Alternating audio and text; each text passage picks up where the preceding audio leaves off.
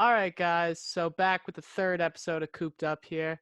I'm joined by a man who's one of a kind. He's a father, he's a music producer, a television producer, even a screenwriter, everybody, John McCartney. Yay! So first off, man, how you doing? What's up, man? How you been? I've been doing good, just hanging out, trying to wait for this whole coronavirus to blow over, but it's taking longer than we Corona. think. How are you That's doing? right. Trying. I thank God I have skills because this is the best time, even though it's the worst time, it's the best time for people to bring their art out, Oh yeah, absolutely. like what you're doing. So if you got any artistic bones in your body, you should be using them right now. Oh yeah. Dancing, drawing, playing music, whatever it is, get it out. Yeah. Yeah. And so what have you been doing with your quarantine time? I know you're still working and, you're still doing the screenwriting stuff. So how's that been coming? It's like I said, it's good. I mean, there's a few people here at the building, managing the building, but it's a good time to bring the laptop and do things. Yeah, And oh, so always. currently we're retooling an old TV show I had out from 2012, 2013. It's called Up Tempo TV. Oh It was yeah, yeah. yeah, and it was hosted by Nessa from 94.9, who is the girlfriend of Kaepernick. Uh, Oh, okay. Yep. yeah, and she used our TV show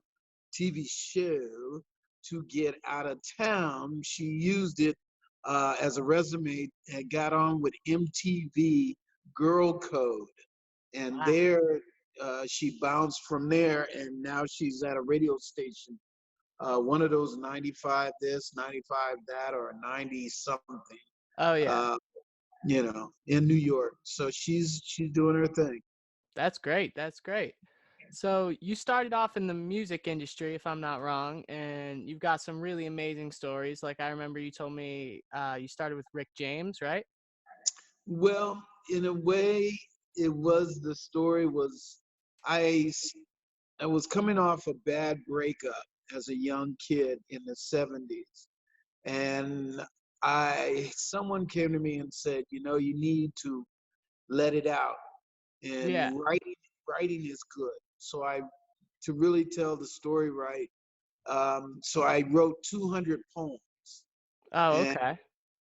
out of the poems I started doing things, this creativity that I never had, didn't know I had, all of a sudden just popped out. I learned how to play drums, percussions. I was like a shower singer, but Oh, now wow. I was really like trying to see if I had a voice. I Yeah, never yeah. felt like a musician. I never looked at myself as a musician. I admired musicians, but took, the energy that I had with the breakup, I wanted to put it in, redirect it somewhere instead of being angry, sad, confused. I put it in my art, and really just unbelievable how I just sucked up how to play the drums. I jumped on it, learned how to play congas, timbales, bongos. And from there, I just lived in the percussionist world, playing at parks, Hippie Hill, Aquatic Park, with groups of people, taking the ghetto blaster. And to be honest, there was a number of people I got to play with locally, two homeboys from Riverside, Charles Unger and Rodney Bird, and I Okay. just I just played with them, and they were sax players. Yeah. So we played on the street, and then eventually somebody introduced me to a radio station called KPOO, 89.5 FM on 6th Street and Natoma. So it was an old station. It This is was in New York? No, it's here in San Francisco. Oh, okay. Okay. Yeah. It was a converted house. And so it was like, wow, I walked in and it was just buzzing with people. There was an upstairs loft, and the guy said, come on up. And I went up. He says, hi, I'm Frankie J. I'm the program director.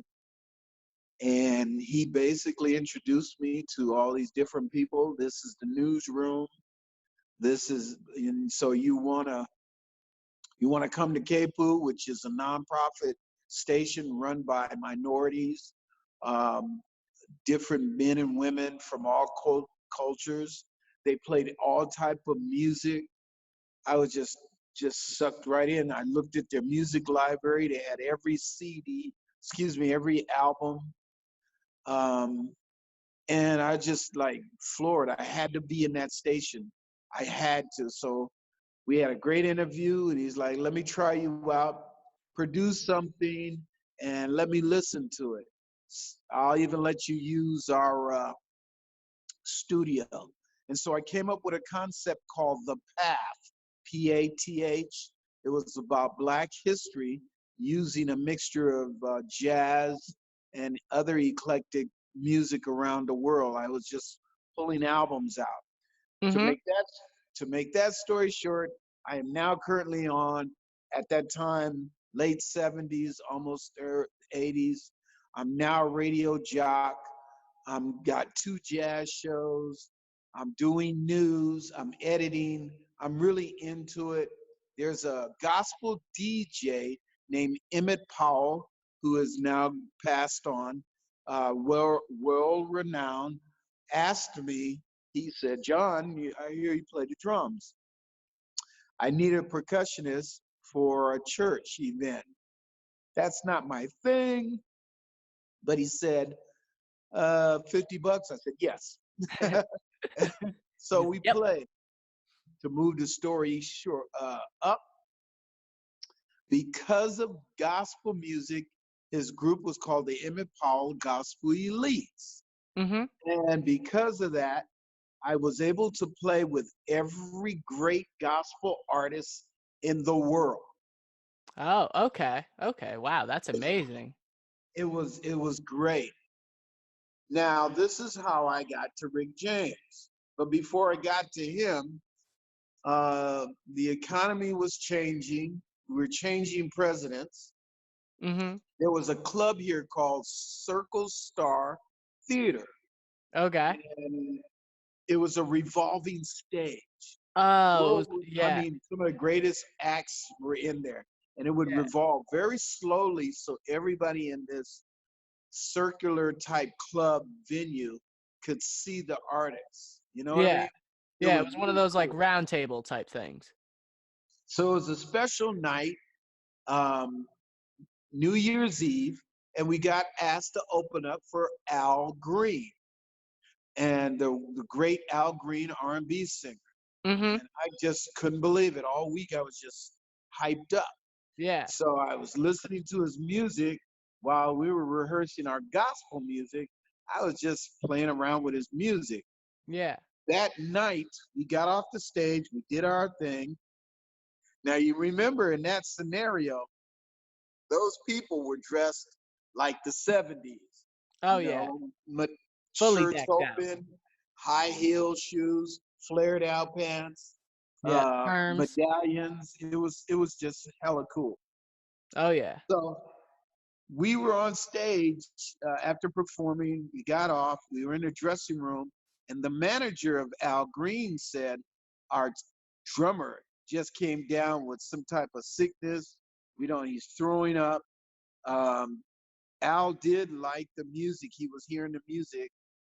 Would it be all right, Emmett, if your drummer percussionist play with us? Wow. I'm like, okay, this So, is not this is not real. are you nervous Um, at that point at all? well, there's a nervousness, but it's beyond. You're like out of body experience. Yeah.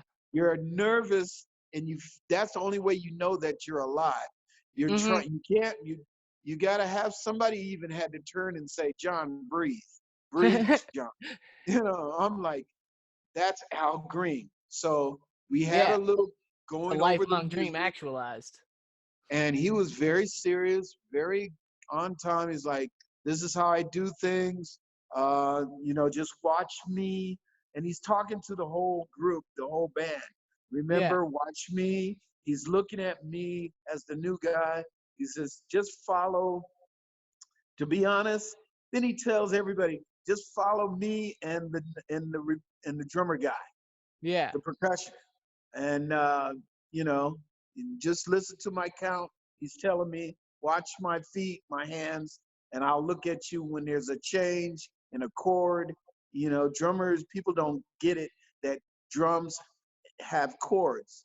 yeah, So he's telling me this. So the bottom line is, he comes on stage. I'm sweating. There's crowd is like sold out, packed. It was like an old school black exploitation movie. I mean, it was like, oh my God, white guys had afros back then. Latin guys had afros. Asian guys had afro. Everybody had an afro everybody. kid. It was wild, dude. So we're getting ready to do the music, and the band leader says we're gonna do some music to open up. So we did a little mood music. It's kind of mellow. And I didn't know what it was, but I just, he just said, give me this certain time, 4/4. And so I said, okay, yeah, whatever. It was cool. Yeah, So I just was happy to getting be there. into it. And I'm glad I didn't see him at first. We just played a little bit.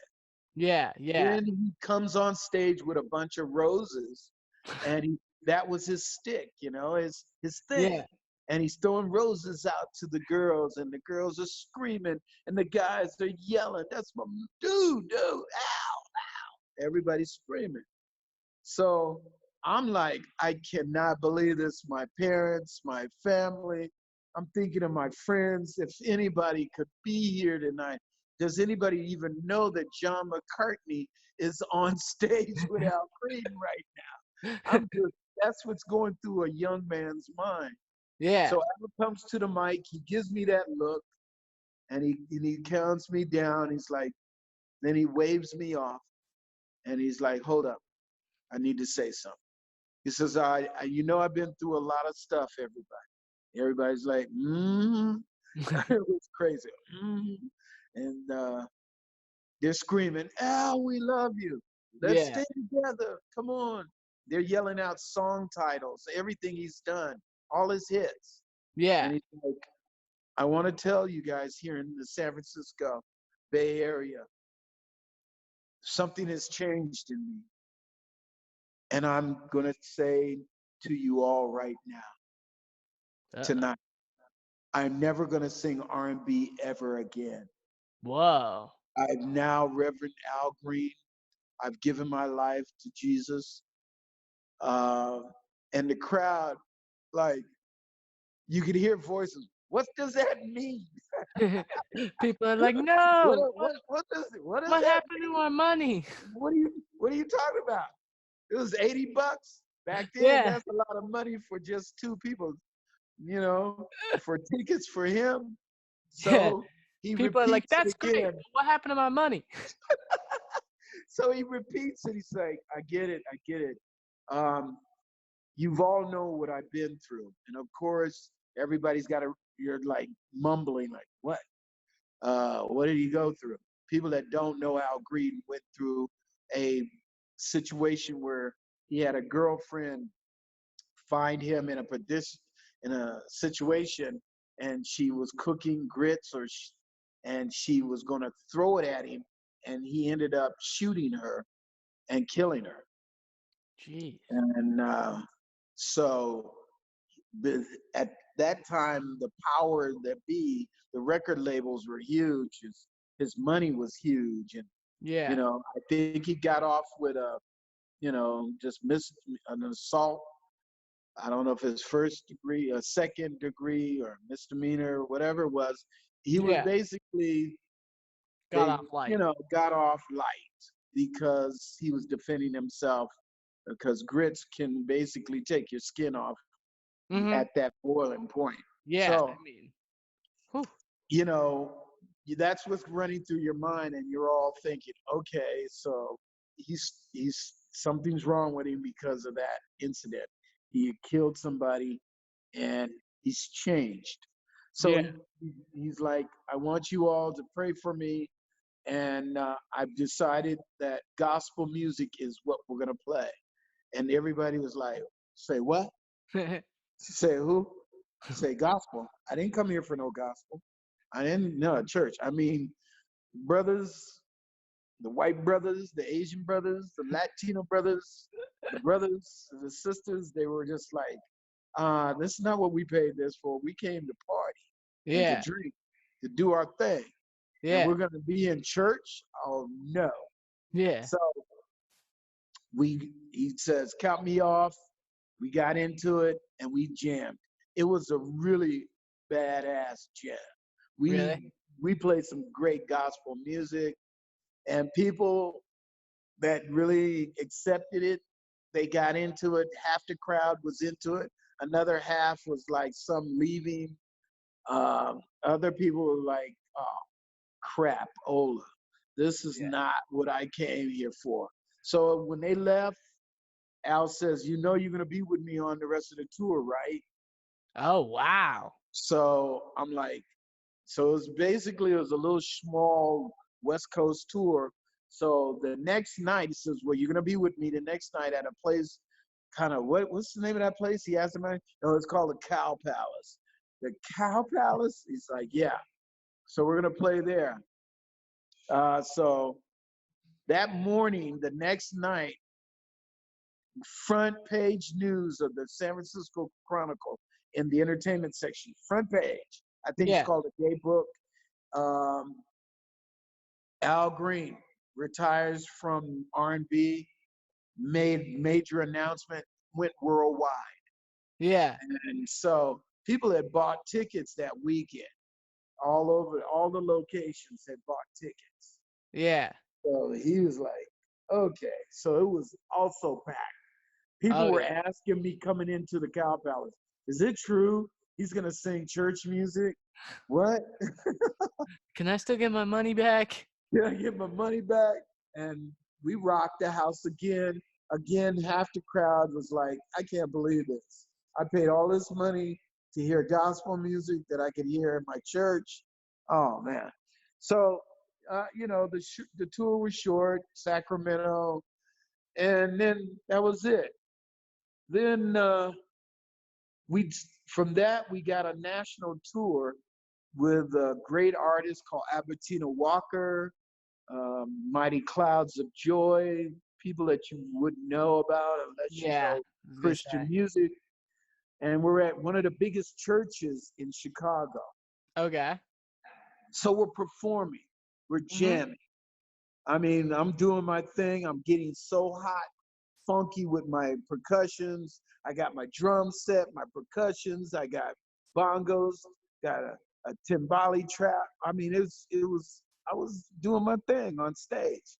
And Oh, the yeah. Bay Area, it was funky at that time. Between Mhm. Edwin Hawkins and our group, and I had a female bass player named Jackie from Fillmore. I mean, she was like Bootsy.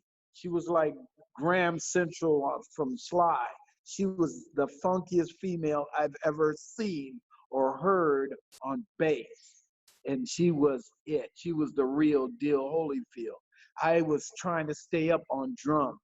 And between us, we had the hardest funk rhythm section going. Bassist was bad, guitarist, young cats from the hood, and the rest was all gospel on organ and piano and the singers. So we're playing at the biggest church, black church in Chicago with these headliners. Some girls walk into church, not like any girls. They were like gorgeous, wearing clothes that you just don't wear in church. They look like club clothes. They look like, see, They they were were ready just for one of his different. old shows. Yeah, they were like This is not that. So everybody's cracking their head looking at these girls. They're coming in the front of the pew. So Oh, they're okay. rocking, like they're looking at me, I'm looking at them. We're all looking at, they're having a good time. So at the end of the event, I'm coming out, breaking my drums down because we're doing another show Mhm. the next day. And they walk over and they're walking towards me. And they're like three of the most beautiful girls. I mean, unbelievable. And they're like, you were really hot. You were really good. Um, you play professional other than gospel music? I said, I play with some jazz friends in San Francisco. Mainly I play with funk, with the music, but you know, to be honest, I'm in a church, I'm gonna tell the truth. Never really played with a funk band, but I've been a radio jock, Yeah. and I play funk music at the radio. Oh my God. So then you probably might have heard of us. You've heard of a group called Parlette? And I'm like, yeah, it used to have another name. And they said, yeah, you're right. We used to be called the Brides of Funkenstein. We used to be with Clint. And I'm like, what? And I'm like, hold back. I'm in the church. I got to be cool. Yeah. So Can't freak they're like, you were really hot. We want to do something with you. We're on tour with Rick James, Stone City Band, Cameo, and it's called the Double Dutch Bus Tour. It was the Double Dutch song that was out. He was supposed to be the headliner. I'm like, how does he become the headliner? Even though he's got a hit record out, he's only got one record. But you got Rick James and it. Cameo, which was Yeah. my all-time favorite band. Okay. So they came out and said it. Well, we're putting a show together on the west side of Chicago at a club called The Taste. Oh, Okay. okay. And we're putting like a little makeshift group together. And, with Rick's band, with Cameo, and, we'd like you to come along. We need somebody to play drums. So at that Again, point, you're drooling. gospel music got me in another scenario. Yeah. I didn't get picked up because I'm this badass drummer. I'm Gospel involved music. with gospel music. And it was Yeah. like, what are you doing with me, God? It's like, this is the music I want to play as a radio jock, as a Yeah. DJ in clubs, you know, and Mhm. gospel music, I know is my heritage, it's my culture, and Yeah. I love playing it, but that's not really the music I wanted to play. But it's like God keeps saying, look, just do what I got, just do what I need you to do.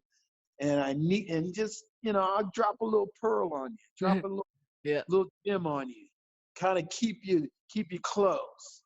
So we go to the club and it's huge.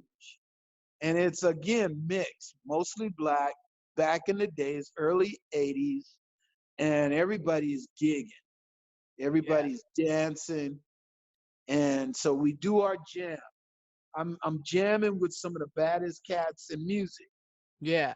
Yeah. I mean, obviously. Okay, so I'm getting my drink. We're finished gigging.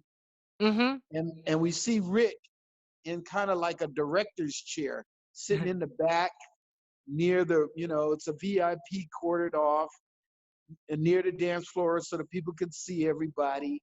We're all eating, we're all drinking. They got a buffet, they got food, they got liquor. The girls are there, they're giving me thumbs up. You did great. We're glad we brought you. Yeah. I didn't, I'm giving them the eye, they giving me the eye. I didn't know which one, but I'm young, You had your pick. I'm ready to have some fun, right? And so Al, but Rick is leaning back in the chair and he's looking at me. And I'm looking at him, I told, raise my glass. He didn't play with us. He just watched us. Didn't Yeah. say anything. Hmm. So everybody's partying, everybody's looking at everybody. and I'm bouncing and I'm doing things. So I glance and I see Rick asking this brother to come over. His boy is valet or whatever it is. Yeah. He tells him to come over, road dog or his road manager. You know, Yeah. he says something to him, and it doesn't bother me. I'm still doing my thing. Guy walks over and he's like, "Yo, yeah, Rick wants to know why you here." What? And I'm like, okay, um, um, okay. So we all know Rick trips a little Yeah. without, and Yeah. that's being nice. So I Very said I showed him the badge I got on around my neck. I got my wristband on, and I just played with the band. Yeah. And the dude says, "Yeah, I know." I said, "Rick, I saw him. He's like he's with us." Yeah. But Rick is like got a stick up his ass. Yeah. I don't like it. I don't Hmm. like it. I don't like it. Check him out. And he wants me to check you out. So I said, I'm gonna go back. And he tells me, he's like, I'm gonna go back and I'm gonna say, I checked him out. He's cool. We Yeah. all know. And so the girls are looking at me and they're raising their hands like, what's up? What's up? Everybody's now looking at me and this guy. And then I'm like, I'm not feeling bad, but I'm queasy. I'm like, I don't know what's going on. You're in a standoff with Rick James. You're like, I'll never You know, imagine this why how is this he goes. picking on me? But Yeah. I'm trying to seem cool about it. So I take some more of my drink. I'm Hmm. chilling. I'm bouncing. Yeah. So I'm with the VIP. I'm with the band. So he goes back, and you can tell he tells Rick, Rick, whoa, whoa, whoa, whoa. The guy's cool. Yeah. You know, so everything's everything that he's doing, everything that he's doing is giving me the signal that Rick has got a real bad attitude about me. Yeah. Yeah. He's getting louder and louder about the situation. I don't want to hear this crap. Whoop, whoop. And of course, he's cursing. I don't want to Yeah. hear this mess. Yeah. Oh, you can curse on here, man.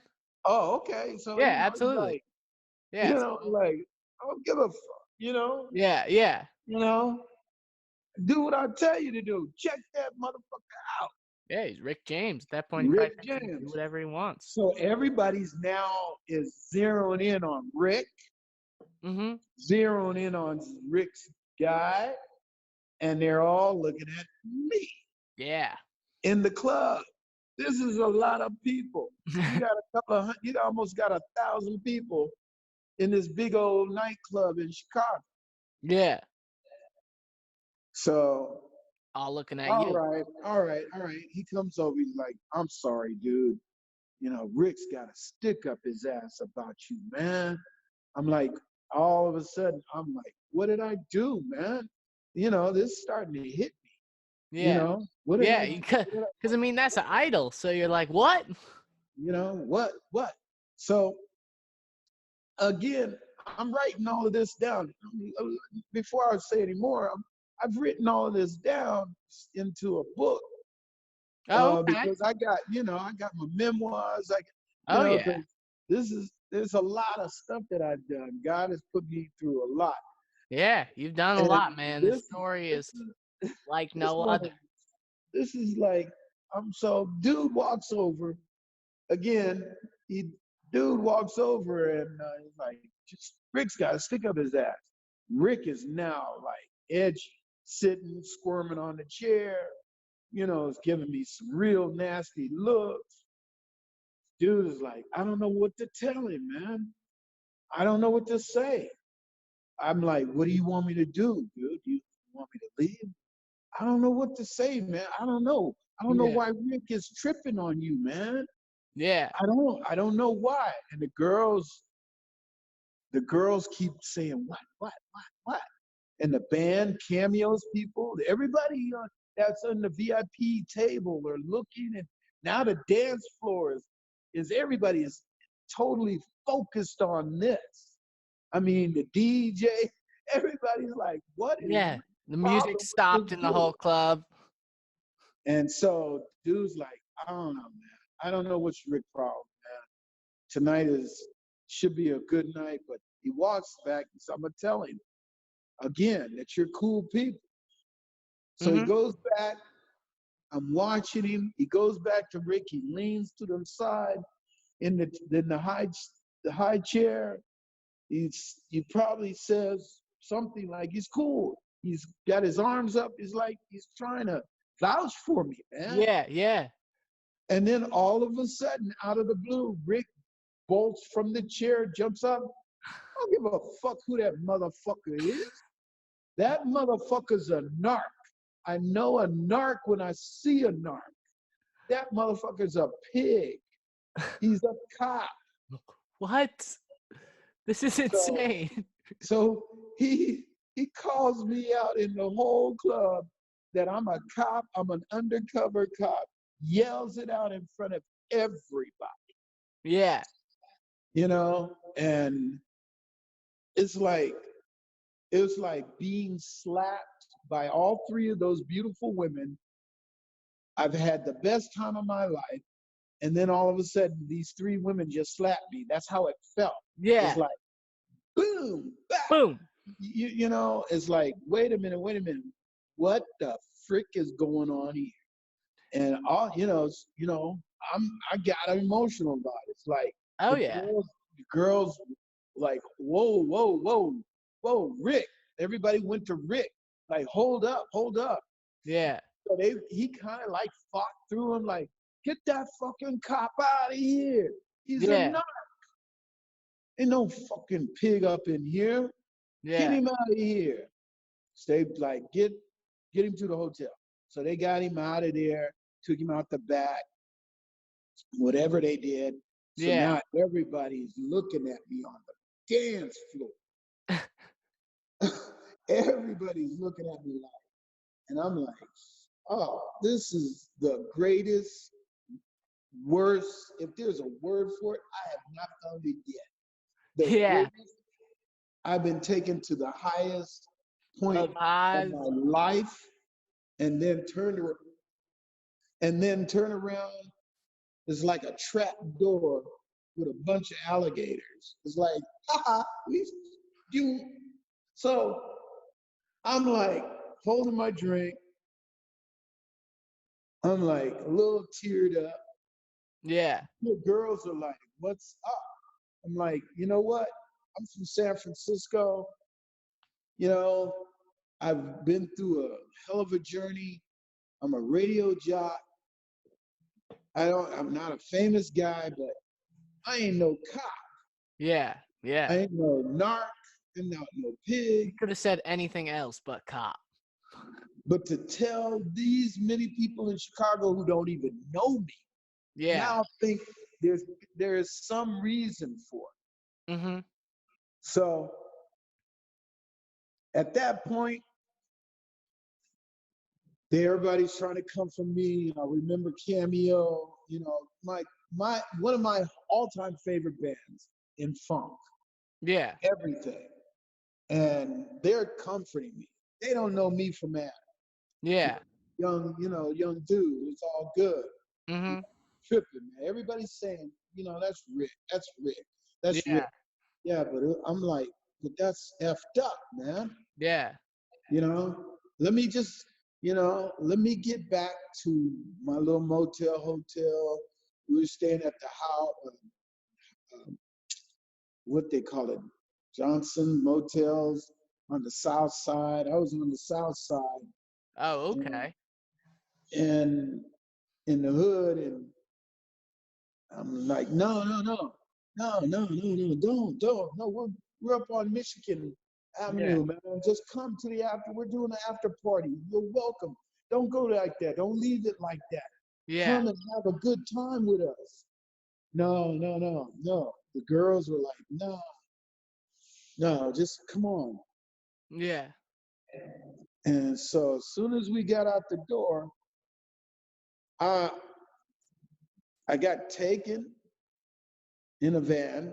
We What? came in with the van type, like limo van or whatever it was. Oh, I So thought I'm you just meant like you got kidnapped, like you got no, taken in a no, van, like no. that So way. so we go to this hotel. I don't know if it's a Hilton. Mhm. I'm out of it, and there's girls all over the place. Everybody's surrounding the hotel, and Yeah, everybody's up on the floor. Girls are running back and forth and everything. And all of a sudden, my gut said it was not, it was a bad, I should have went straight to the motel. yeah, Instead, I'm on the floor. Rick's in his place. The group's now going each one of the rooms. Everybody shuts the door.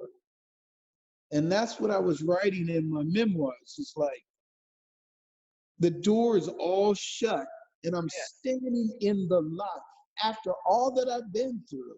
Oh, I'm standing in a hotel lot oh my gosh, what with, assholes. with a bunch of girls that are doing anything and everything. Oh, I've seen females do some crazy stuff, but these girls, they went all out.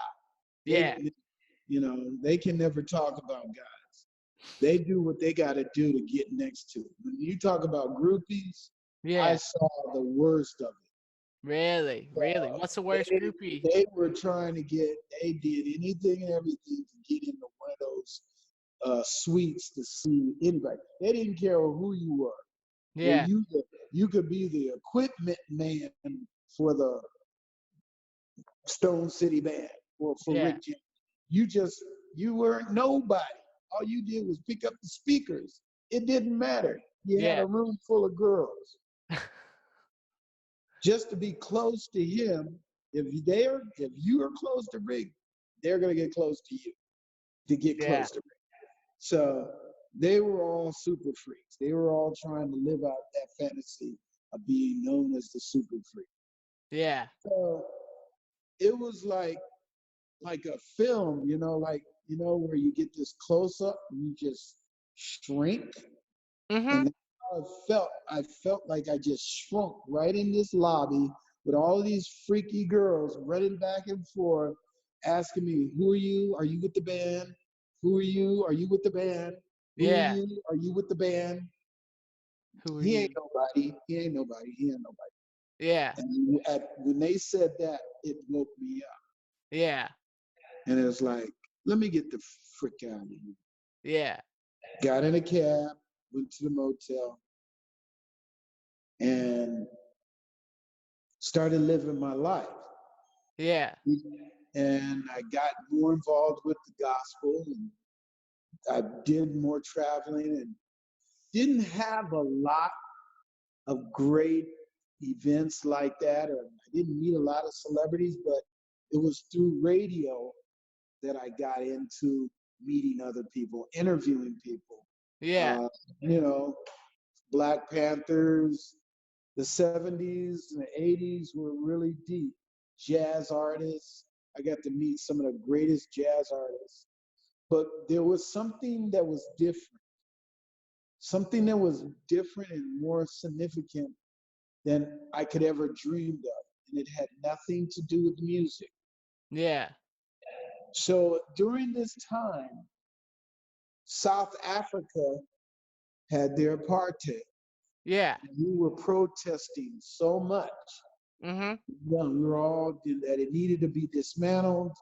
And there was a there was a rebel that was fighting them called Stephen Biko, Mhm. and he got assassinated.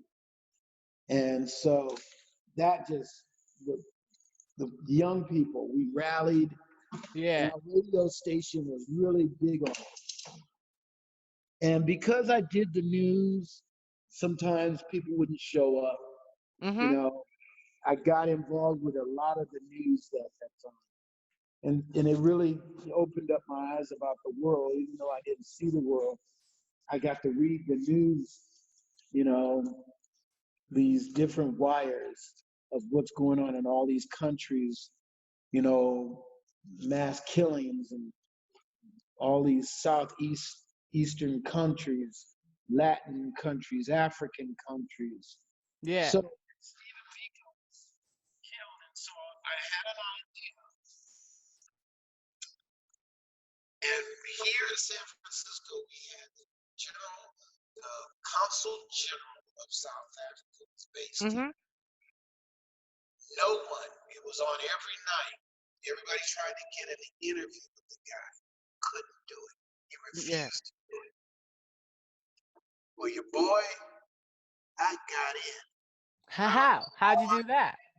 I don't know. I had this net of talking my way in, Mhm. okay, and I've learned how to do it. And so I convinced his people that I wanted to give their side of the story. But Mhm. my my thing was it was all about trickery. To do an interview and then really hitting about questions. And I thought I was gonna have, create this major coup of an interview that no one in any type of radio, television, no one from Walter Cronkite, no one would get an interview. They couldn't get an interview. Here, an African American kid and an African American radio station called KBOO in the Tenderloin of San Francisco is playing this role. And of course, I'm sounding white on the phone, and you know, they didn't know, and I was so sympathetic to their cause Yeah. that they said, well, let the consul general see what give us 10 or more questions. Let him read what you're going to ask him, and we'll determine if we'll do the interview or not. Yeah. Right there, I knew I had it Yeah. because you're giving me a chance. So I wrote some really blase questions that would give him that feeling that he was not bashed, but giving their side of why apartheid and what their history was, and that was it. Yeah. And I thought, you know what? I don't know, but somebody's got to give me an award for pulling this off. I'm Yeah. go, just like Rick James, right? So all of a sudden, a limo pulls up at the radio station. A call comes in at the radio while I'm on the air. Mhm. I had a show called Black Community Report Yeah. that it was headed by a former member of the station, and so now it was mine, and I was doing good. I was interviewing some of the great Black, from Angela Davis. I was interviewing a lot of people. Mhm. This to me was going to be my major move, Yeah. you know, and get that attention that maybe this is a career for me. Yeah. So I get a call on the radio. They had Mhm. been listening to my show. And they said the consulate general is very interested and he approves that these are the questions we will be showing up at this time. Wow. What? What? So I didn't say who it was. I just said Yeah. I have major guest showing up to do an interview. Yeah. Because you don't want to give it up at I all. don't want to, yeah, but so I was getting ready, doing the studio, prepping the room, going in the refrigerator, whatever we had, any Cokes or anything, Yeah. just make him feel comfortable being in the hood at Yeah. a hood radio station for Black people. and he's gonna get, and I'm gonna really, hoodwink him. So, Yeah. so now he's there, staunch looking white guy. Yep. He's got these huge white guys with him, biggest white guys I've ever seen in my life. They're dressed in suits, black suits. Yep. They're checking the building out. Yep. You know, hardly anybody's there. Nobody's really there. It's Mhm. it's late at night, about 10:30 almost. And I got a bunch of white South Africans in my radio station getting ready to hear this interview. So we did the interview and we started it off, and the phone started ringing. Yeah. So I basically said, I will answer your calls after the interview, but this is an exclusive here on Black Community Report. My name Yeah. is John McCartney, world renowned radio station. And boy, oh boy, we got into it. So You and after the him? first question, I had him tell him who his name is to validate who he is, that this was not a joke. Yeah. And all of a sudden, I went in and did the opposite of what, and he knew it after that first question. And basically, what was the report on Stephen Biko and his death? And some people called it an assassination. Yeah. Some people call it was a political hit. Was that any truth? Was it his people? So I just still kept, even it wasn't on the list. I still wanted him to, he was caught. Yeah. He started answering, that's not what you told me we were going to talk about. Yeah. I just wanted just to get this out. I played him. I said, basically, this is the question that needs to be out of the way. To be honest, sir, let's get this most pressing question out of the way. And so he fell for it. So I Yeah. convinced him. And so he's like, yes, they've been, you know, destroying buildings and blowing up this. And he was one of the biggest radicals there. Yeah, he just kept going on. Yeah. He just kept going. At that point, he broke the seal. He broke it and he thought, okay, maybe this might work out. And Yeah. then the second question about apartheid. Yeah. And then another question about the rights of the Afrikaners versus the black people. And he Yeah. just realized then, this is not what I came here for. I Yeah. came here to give you an interview. I have not given any Americans any interviews and any publications, no television. I give you one thinking that we would have a fair chance to Yeah. explain our side, but instead you sabotaged. And I'm like smiling. You're So just loving it. while he's getting up and going out the door, my general manager, Joe Rudolph, Mhm. that's in the door. What the frick are you doing? What are you doing? I'm like, I'm being a news reporter. I thought he was getting ready to congratulate me from Yeah. being for pulling something off that no one in America could get. Yeah. No one. Here I got another different type of, I don't know what to call it. It's just the Rick High to low. James, the Al Green. It's like, this is crazy. I'm Yeah. doing this. And you're not, no applause. The phones, I'm telling him, we got phones ringing off the hook. Most of it was telling me, what the frick are you putting this guy on there? I'm Yeah. trying to tell people what you heard was a real news and journalist type discussion. It was about journalism. And we Yeah. need to talk to the other side. Yeah. Does not mean I'm agreeing, but at that point, I'm a reporter. Yeah. And you needed to hear his side. You need to hear his side.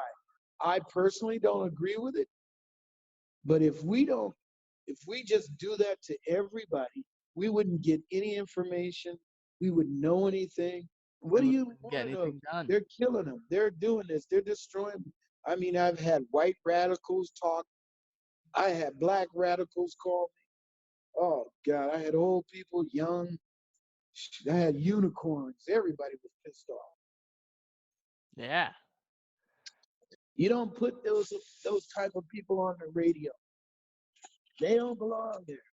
So my general manager is like, "You're out of here. You're Yeah. suspended." I'm like, "What? You're suspended." So At that point, you had thought you had the story of the year.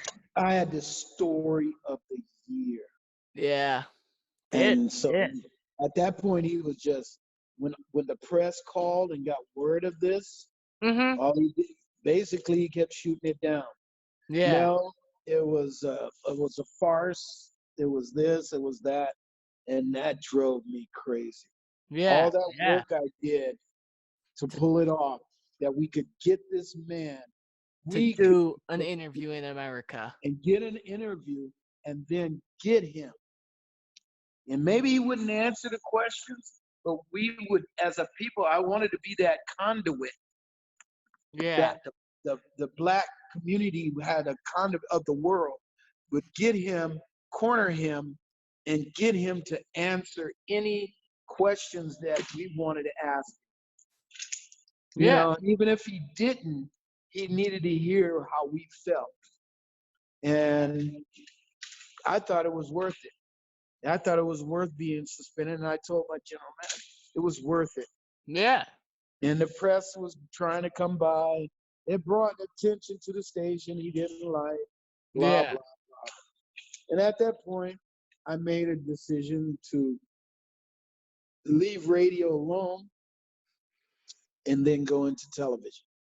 Yeah. And at that point, 1986, cable came out, 24-hour channel of all types came out. We only had a few channels on TV. Now we're busting wide open. Oh All yeah. news, 24-hour news, 24-hour sports, 24-hour black channel, Yeah. all kind of stuff. BET, the MTV. Mm-hmm. It was wild, man. And that's when I said, you know what? I don't know how, but I'm gonna learn how to do television, Yeah.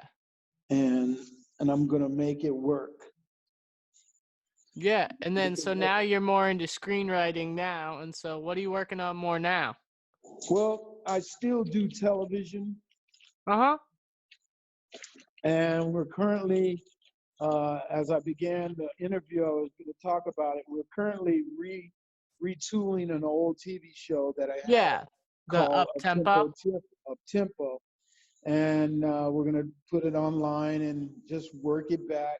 It's basically the dream has always been, uh, all the years that I've been doing television, is that Mm-hmm. San Francisco and the Bay Area just never had an entertainment TV show that the world could see. Yeah. You Yeah. know, every time you see something on television with music, entertainment, it's from New York, it's from LA, from Yeah. Atlanta, even Miami. Yeah. And we got some of the greatest artists here, Yeah. actors, writers, everything. San Uh-huh. Francisco historically just is badass. Yeah. But we don't got nothing. Yeah. We had the streets of San Francisco shot here. We had some sitcoms shot here. Mm-hmm. But that's not the point. The point is we're known for our music, and we got no musical shows, but they Yeah. love coming here and taking our music. They love copying our music. They love Yeah. the slogans, the words, what we do, and we've allowed it. My thing is, I'm not into trying to be the next big local TV producer. I'm not Yeah. trying to be a local big shot. I do want to introduce my art, television, stage, music to the Bay Area first because that's where I'm living in. I've Yeah. been here since '74. But overall, Coop, my thing is, you know, we need to finally knock the door down and have a TV show that New York can look at.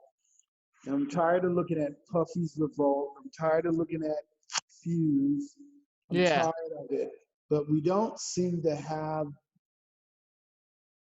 there's something missing here that can't pull it off. Yeah. I don't know if it's we don't go the extra, Yeah. and Yeah. it's not just the TV. It's not even that. In most cities, you can go in the nation and walk into a small building. Like you've been in the building where I manage, the Mhm. WeWork, Yep. a small building. Yeah. My thing is, we need buildings where we could go into. Our children of color could walk in Yeah. and be a nice person at the desk and here to see so and so record company, Yeah. uh, production company that's on the third floor. I'm here to see. We don't even have something like a Motown. We had Fantasy Records. Yeah. We had another one, Concord Records, but Mhm. they were really in San Francisco. Yeah, I will say that was surprising about coming to the Bay. Is you didn't realize how like rich in music history. Like obviously everybody's like, you got to go see the Grateful Dead house, but then it's like, no, there's so much more. There's so much more, Yeah. and they know it.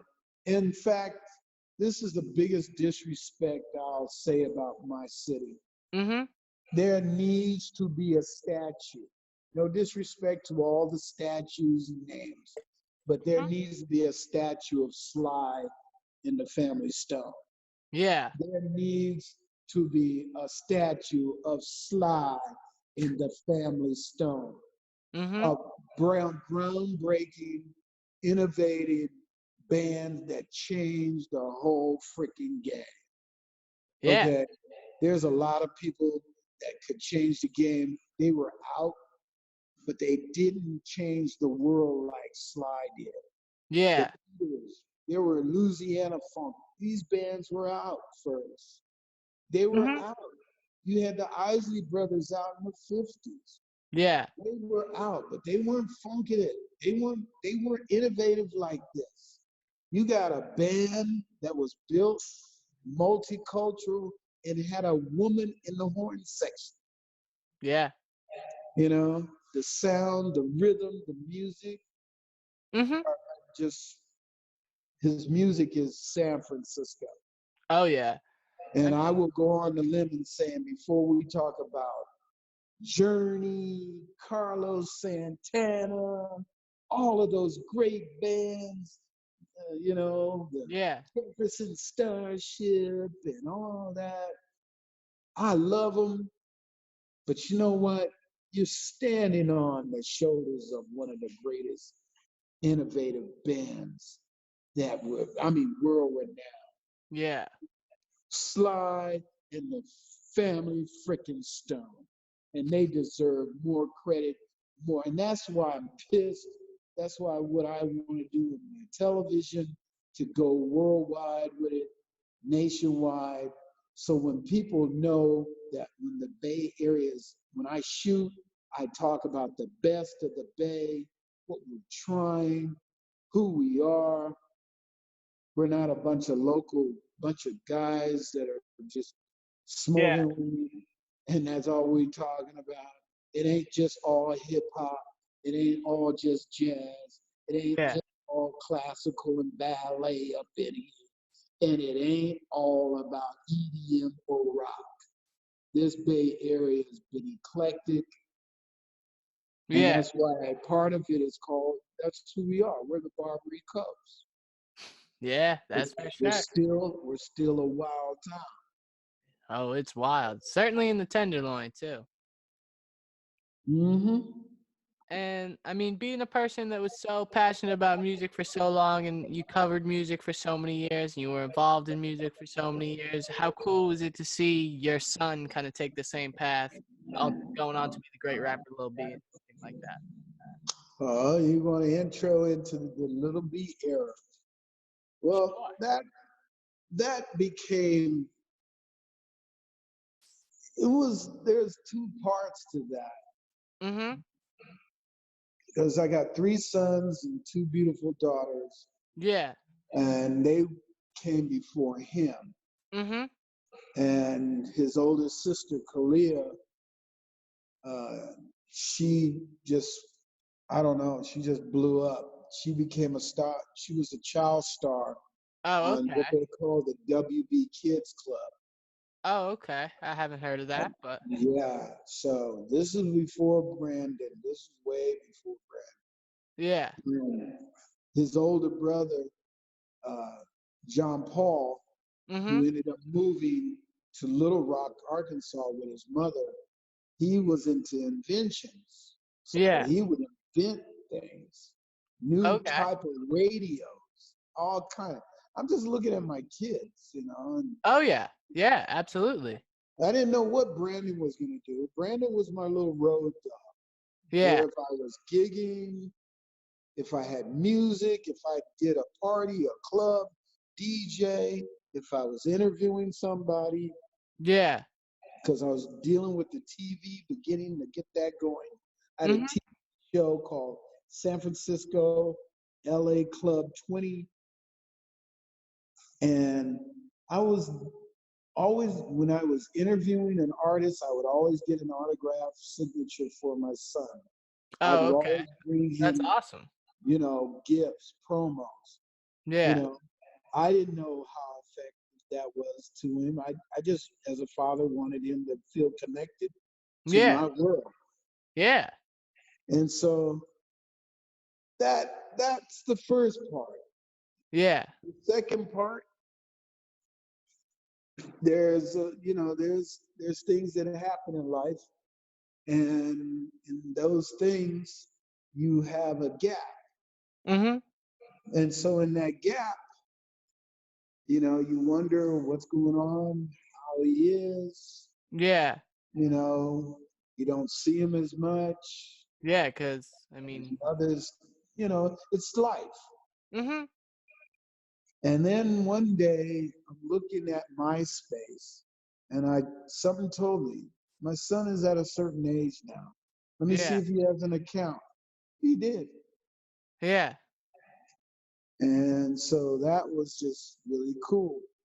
Then Yeah. I'm like, then I dug deeper, and the internet was just really coming around.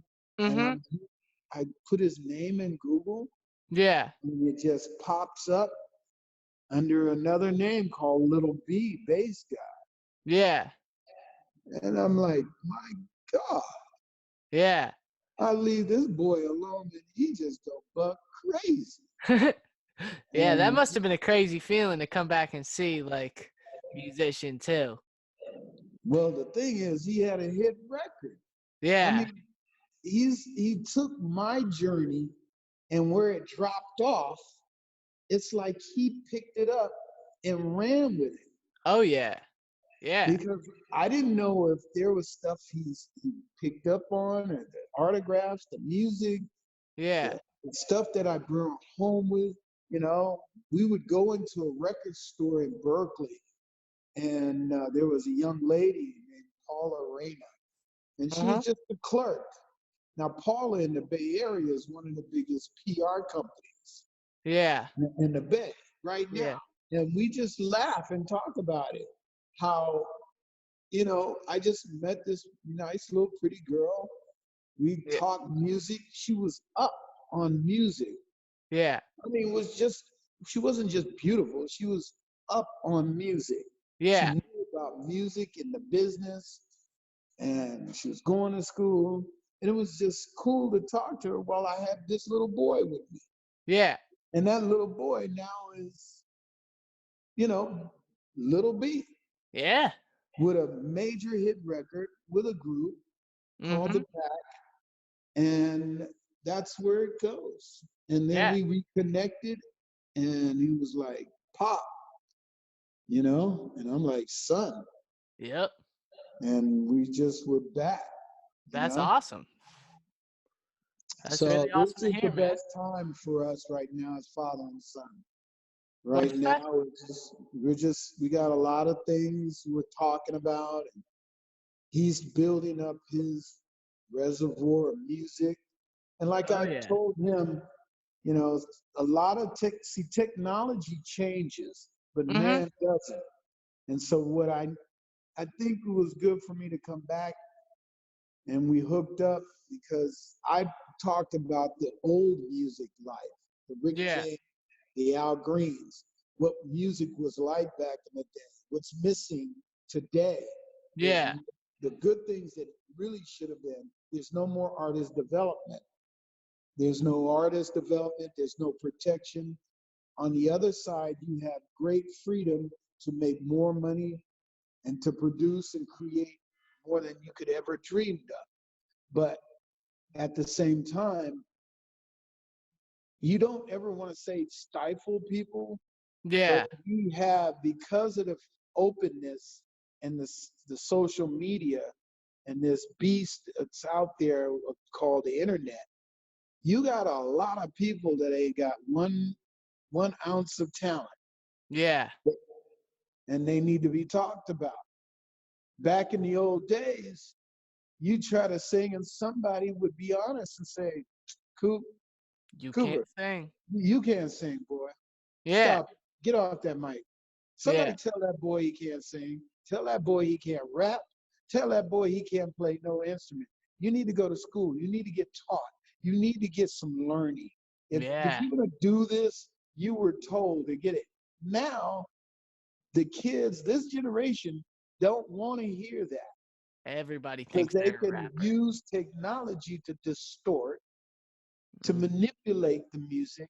So the purity, the, it's like cooking. You know, it's like fake ingredients to make a cake. Yeah. You got fake ingredients to make a pie. You don't have real seasonings. Yeah. You just got this fake lab made type of food that tastes like a cake. It looks like a cake. Ain't no cake, Yeah. and that's how this generation is. It's like I don't really want to do all that work. Mhm. And but you want it to taste like your mom and your grandmother's. Yep. So what I'm saying overall is the music and art, you want to sound like Aretha Franklin, but you don't want to work like it. Yeah. You don't it's not sounding like her that you should aspire to. You want to be loved and revered on that level. Like her. You want to be thought of that your interpretation of a song will make people want to live, Yeah. cry, to rejoice, to be happy. And most people, the music, it's like I heard this brother here in Oakland. We were talking about it, and he was asking me, "You're Little B's dad." We Yeah. talked about hip hop, and he's like, "Yeah, yeah, yeah." But this is why, and he's like, "You might agree with me, John, but back in the day when hip hop was young, it was the brothers when they were selling drugs. They rapped about selling and surviving, trying to duck and dodge the police, and the survival of the hood, and the beauty of the hood, and the beauty of being amongst your people, Yeah. and the things that we aspire to be and great. Mhm. The generation today in hip hop is we want to talk about not selling it, but now using it. Oh yeah. Oh I'm yeah. a user of the drug. So their rap is like, yeah, I'm going to tell you how high I am. I'm going to tell you what I got high with. And at the same time, I got a ton of money. Yeah. So while you high, I'm high. There's, and it feels good, don't it? Right. So now the young culture today is like, that's what I want to be. Yeah. I want to be high. I want to. It has nothing to do with art. Mhm. I maybe I'm going to be out there on my own, but I will argue with any old young dude in the business who Yeah. writes, reads, sings, dances, who argues that it's art. Yeah. And to me, that's not art. Yeah. To be singing about suicide and let's all commit suicide. It So not some people have said that directly, but these overtures of like I just want to die. yeah, Boom, boom, boom, boom. I just want to die. Don't you want to die? Like you're going on a vacation or something. Like yeah, you're going to Disneyland. Come on, everybody. Just pop a little bit, drink a little yeah, bit, smoke a little bit, and let's die together. I just want to die in your arms, baby, because I got it hard. I'm living hard right now. My mama wants me to wash my clothes. I want to die. She was trying to force me to go to school. I don't want to do that. I want to die. So being older, that's I'm in the music as much as I'm from old. I love the new. I love the in between. I love some of the futuristic music that's yeah, coming out. But I'm listening for, and when I say art, again, there will be different people, but art to me, music to me is spiritual. yeah. Remember, I come from that music, that gospel. Mm-hmm. Okay. So I go further back with it. If you talked about music as a historian and a person that loves history, music was about life. Yeah, Even if it was about death, it was about humming, it was about shamans, it was about healing, a birth of a baby, the death of a family member or a friend. It was to sing or create a sound that would uplift or make the body would react. yeah, So in a sense, you sang when you harvest. You sang because you got no harvest. You sang because there was rain. You sang because there was no rain coming. yeah, Hoping to bring rain. You yeah, sang to make life better. yeah. For some apparent reason, we have this thing My generation random, fucked it just up. random. Just we just random now. Yeah, Whereas I take music very seriously, and yeah, and I'm not talking about chanting with a whole bunch of beads and drums like whatever. I'm talking yeah, about every ounce of music ever made. I believe has a spiritual component in it, from Miles Davis yeah, to Muddy Waters to Johnny Cash yeah, to to anybody, to the Hawaiians, the Polynesian music, yeah, the Spanish music, to Spain, to the Colombian, cumbia, yeah, gospel, to Asian, to Czechoslovakia, the Gaelic yeah, speaking people of Ireland. Everybody's got their form of soul music in their way. yeah. That's what I'm in tune with. I Not look new for that. school. If I don't hear no rhythm in the music, I try to hear the soul in it. If I don't hear neither the rhythm or the soul in it, I'll be honest with you, I'm not with that. Yeah, I Not, mean, I'm not with it. I think people are just making like music now. It got to a point where like they just break the rules of music and they're like, but it sounds good. It's like, but that's not music then. Yeah. I just push the button Yeah, and I got this ting, ting, ting, ting, ting, ting, ting, ting, ting. Oh, Lord, that is dope. Now I push this button, boom, boom, boom, boom, boom, boom. Ticka, ticka, ticka, ticka, ticka. Oh my God. but don't get Oh me my. wrong. There are people who can do an amazing thing with like the Yeah, automated yeah, sounds on a computer and I things know like it. that. It's synthetic again. It's Yeah. not the ingredients to make a real cake with, Yeah. you know? So that's what I've taught little me, aka my son Brandon. But Yeah. he's creating his own journey. Oh You yeah. know? and not taking credit for that. What I'm saying is my children, I only take credit for planting the seed in your brain. Yeah. Oh yeah. Yeah. After Yeah. that, how you grow it, nurture it, harvest it, and grow something else again, Yeah. like he's doing with his new album, Mhm. giving him a nice little plug, you Yep. know. Absolutely. Boy, it's crazy. He got 100 songs. He's a genius. He's He, always doing that. The man's always got 60 songs plus on an album. It's yeah, amazing. he is an icon. Oh He is yeah. already a Hall of Famer now, and I told him Yeah. Changed that. the You don't game. need to be given an award and when Yeah. you're old. You need to be given an award now. Yeah. And believe me, and honestly speaking, if I was in a position of doing that, and if somebody's in a position of helping me do that, I Yeah. would love to give my son an award for showing the world you are living in his world. You're not living in your world.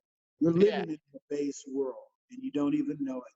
Yeah. Rappers, the new rappers, you don't even know who you are. Yeah. And my son is not old. This No. boy he's been great since 15. He's just and his sisters, I told him, even though you're great and I'm gonna pump you up, he's got Yeah. one sister who's a writer. Yeah. His my baby daughter, Ajali, she Yeah. writes, she wants to be on SNL. She does comedy. Oh, okay. That's awesome. Well, He's got another shout out to her sister for that's that one. been around Broadway doing stuff. That's So amazing. I'm living the best life right now with my children because they're just golden, all of them, no matter where they are, what they're doing. I'm Yeah. living the Well, best life. So this has been great. Thanks for yeah. And thank you so bringing much you for coming on, man. Yeah. Yeah. Anytime you want to come back on, and you know, Not a problem. thank you so much, man. You You have a know, great day. God bless you and to all your fans out there. Yeah. God bless you, man.